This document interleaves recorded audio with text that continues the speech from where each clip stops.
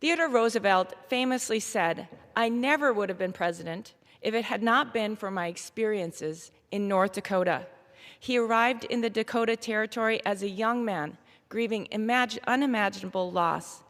He left transformed.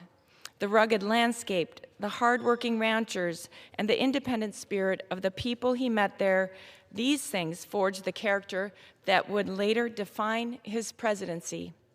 North Dakota didn't just change Theodore Roosevelt. North Dakota helped shape the leader who would shape America. Roosevelt embodied what he famously called the bully spirit, an expression of enthusiasm, optimism, courage, and confidence in America's future. He believed in living boldly, embracing challenges, and approaching life with energy and purpose. This is a spirit that has defined our nation for 250 years, and it's one we should carry forward into the next 250.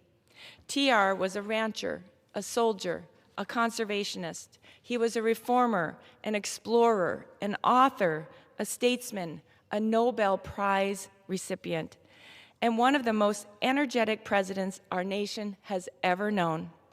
His life was filled with stories that have become American legend. After being shot while campaigning for president, Roosevelt refused to leave the stage. The bullet had been slowed by a thick 50-page speech that was folded inside his breast pocket. He insisted on finishing his remarks before seeking medical attention. His White House reflected the same fearless, determined, and adventurous spirit. His children filled it with dogs, snakes, birds, ponies, and every imaginable creature. They showed us that public service and joy are not mutually exclusive. Theodore Roosevelt lived a big life because he believed America was meant to dream big, build big, and accomplish big things. Interestingly, today's president carries some of these same qualities. At President Trump's 2025 inauguration, he said, "In America, impossible is what we do best."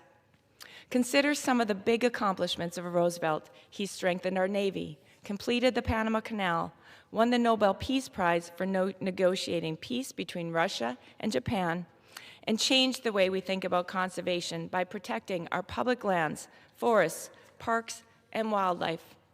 But perhaps Roosevelt's greatest legacy wasn't simply what he accomplished.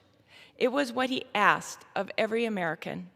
His words from the man in the arena remain just as relevant today as when he first delivered that speech over a century ago.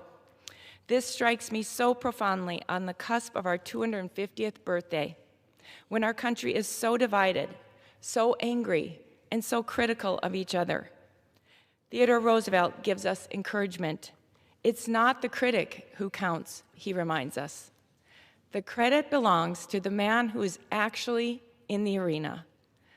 Those words are a challenge to each of us and to every generation to participate, to lead, to serve, and to have courage to act rather than merely criticize.